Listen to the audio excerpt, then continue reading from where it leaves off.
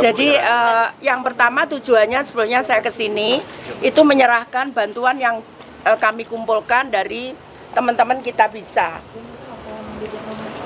Saya ingin menyampaikan terima kasih kepada para donatur dan para orang-orang baik di sana yang telah memberikan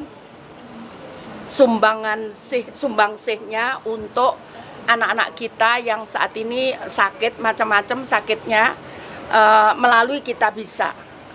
Saya ucapkan terima kasih. Yang kedua, saya juga terima kasih kepada rekan-rekan media dan mungkin yang mengupload melalui media sosial sehingga kami bisa membantu dan menolong anak-anak itu melalui Kita Bisa. Itu.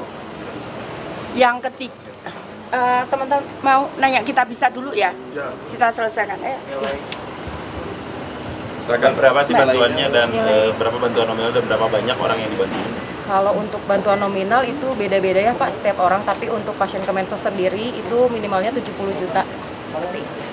Berapa banyak yang dibantu total itu? Kalau untuk total itu sudah sangat banyak ya Pak. 2000 lebih kali, 2000 lebih. Sudah sangat banyak yang sudah terkumpul kurang lebih 7 miliar sekian. Kalau khusus hari ini hanya 6 orang yang kami Pengumpulannya dari kapan?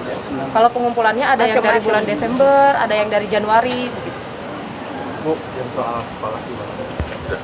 Dasik toh mandek, kamu harus menghormati dulu dia. Kalau yang bantuan Kita Bisa itu peruntukannya untuk apa? Untuk Kalau keperluan sehari-hari atau ya, pengobatan atau? Kalau untuk pengobatan udah dari BPJS. Ya, kalau untuk kebutuhan sehari-hari itu bisa digunakan uang dari Kita Bisa. Kita juga membantu kebutuhan untuk nutrisi Kementerian Sosial, membantu untuk kebutuhan nutrisi dan kehidupan pangan mereka karena rata-rata mereka dari keluarga miskin gitu. Tadi kan ada juga bantuan atensi juga tuh Bu. Iya. Ada ini juga nggak fasilitasi pengobatan mereka di? Loh, kalau fasilitasi kita memang sudah, kalau ke rumah sakit ngantar jemput, penginapan kalau mereka tidak bisa dirawat di rumah sakit daerahnya, harus dirawat di Bandung atau di Jakarta, kita fasilitasi penginapan dan antar jemput dan juga fasilitasi kehidupan selama di sini. Nah, uang yang dari Kita Bisa digunakan untuk keperluan operasional. Jadi mungkin ada obat yang tidak dibayar dari BPJS bisa digunakan. Bu, untuk himbauan untuk masyarakat yang belum mengetahui seandainya ada yang ingin meminta bantuan. Ya, itu bantuan teman-teman lah. Teman-teman saja. Kami nangkap kok. Kami setiap hari scanning 5-10 media maupun media sosial. Kami scanning. Saya nggak bisa menghimbau ya, karena mau sok sakit dihimbau. Ya, saya nggak mau. Enggak untuk prosedurnya itu. Enggak pakai prosedur. Orang ini langsung kita tangkap begitu ada teman-teman media muat langsung kami datang ke sana nggak pakai prosedur apapun. Nggak ada prosedur, nggak ada persyaratan. Jadi begitu ada kami nangkap dari media atau media sosial, kami datang langsung ke sana. Oh, gitu. Bu, kemudian sebentar ya. Terus kemudian karena ada yang tidak bisa dipenuhi dari BPJS, saya minta bantuan dari Kita Bisa. Itu ya. Clear ya? Oke, jadi begini. Ya, udah tak ceritakan dulu. Jadi awalnya ada permohonan memang untuk penghibahan. Awalnya saya setuju, untuk apa sih? Orang ini juga untuk pendidikan kan? Tapi ternyata perkembangannya anak-anak disabilitas yang sekolah di sini itu dia kan butuh pekerjaan. Akhirnya kita buatkan kafe untuk anak-anak yang dilatih barista, untuk tunanetra. Ada yang ada disabel fisik, bahkan di sini ada UDGJ. Sekarang ini kenapa saya ngomong ya, sekarang kalau di Bandung kami punya balai di sini. Dulunya hanya nampung tunanetra. Sementara disabilitas itu lengkap, ada ODGJ, ada disabilitas fisik, ada disabilitas mental ODGJ, soul learner ya yang Down syndrome, ada tunawicara. Jadi bukan hanya tunanetra. Kalau di Bandung dan sekitarnya tidak ada, terus mereka kemana? Nah, apalagi yang ODGJ. Yang ODGJ seringkali kemudian pasung. Nah, sekarang kita bebaskan karena kalau di sini itu kita obatkan rutin sehingga mereka bisa orang ODGJ bisa sembuh tuh. Tadi tanaman itu yang nanam itu orang ODGJ, orang dengan gangguan jiwa. Nah, jadi artinya apa?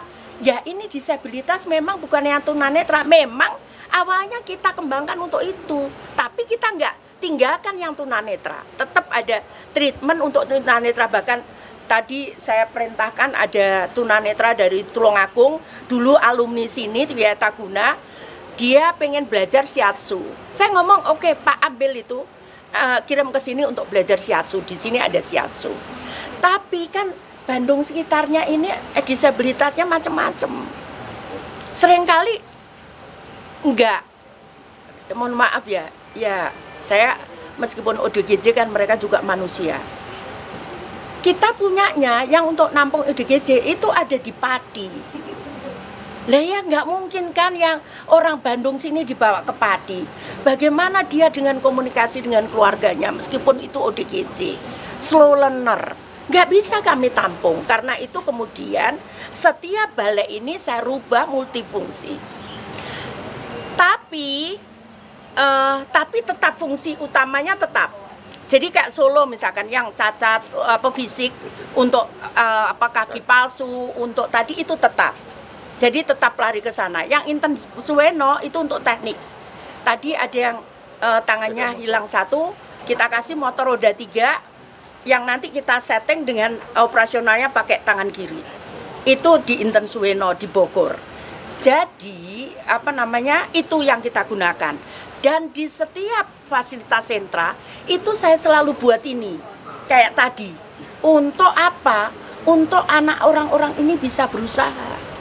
Karena kalau saya mengandalkan undang-undangnya ada di undang-undang minimal 1%. Tapi kalau nggak salah minimal 1% deh. Itu tapi kan sulit. Sekarang apalagi habis COVID banyak yang kena PHK. Jangankan yang disabilitas, yang normal aja banyak kena PHK. Nah sehingga itu kan dibutuhkan terobosan. Dan saya bicara ini di sidang umum PBB maupun di UNSK maupun OECD, mereka sangat sepakat untuk entrepreneurship untuk disabilitas, supaya mereka sebetulnya ruangnya masih bisa dibuka. Nah itu yang ketiga. Nah karena itu yang keempat tadi saya pikir kalau itu saya hibahkan anak-anak, untuk akses anak-anak itu usaha itu jadi tertutup. Udah biar saja mereka gabung, kita perbaiki sekolahnya. Aku nggak bicara yang dulu-dulu ya, karena kan nggak mungkin lah. Aku kemudian aku bicara yang kemarin-kemarin kan itu ndak etis ya. Jadi sekarang saya perintahkan untuk perbaikan dan ruang kelas. Sebetulnya tadi aku mau ngomong apa potensinya yang bisa dikembangkan. Kayak di Pangudi Luhur itu juga untuk nangani tunanetra di Bekasi. Itu kemudian aku ngomong musik, loh kok cuman dipakai untuk ekstrakurikuler. Aku bilang enggak, kalau mereka bisa cari uang dari musik kenapa enggak? Akhirnya kemudian kita bantu meskipun belum sempurna betul, karena kemarin ada yang lebih profesional saya lihat, kita belum apa-apanya. Tapi anak-anak ini sudah bisa cari uang sekarang. Mereka diundang kemana, mereka sudah bisa cari uang. Nah memang saya harus melatih mereka untuk menjadi profesional gitu. Nah itu yang sedang kita siapkan. Nah, artinya tidak bisa. Mereka harus kita pikirkan sampai mereka nanti bisa mandiri. Mereka kan nggak mungkin tergantung kepada orang tuanya terus gitu. Nah, itu yang sedang kita. Sebetulnya tadi saya mau bicara itu. Oke, gedung diperbaiki kan selesai, ruangan ditambah, yang rusak diperbaiki, selesai kan? Maksud saya ngomong gitu, apa yang bisa dikembangkan? Tadi seperti itu, saya ngomong, tolonglah udah anak-anak latih jadi profesional, bukan hanya untuk ekstrakurikuler gitu. Kenapa? Karena nggak bisa, memang harus mulai sekarang. Nggak bisa kemudian tiba-tiba nanti kesulitan lagi, siapa yang akan melatih mereka menjadi profesional gitu.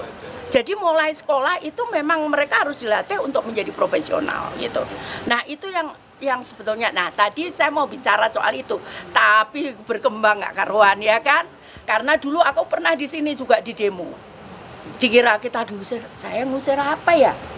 Saya bilang gitu. Orang malah saya itu nangkepi di jalan-jalan, saya masukkan, ngapain saya ngusir yang ada di dalam, kan gitu. Itu seperti itu, secara teori kan. Bahkan di Jakarta, di Bekasi itu nanti yang di jalan-jalan itu saya buatkan rusun, itu di kompleknya Kementerian Sosial gitu. Ya kan? Oh, yang lantai 1 untuk disabilitas, yang kedua, yang 2, 3, 4 untuk 5 untuk orang miskin. Begitu. Ya. Oke, lengkap toh?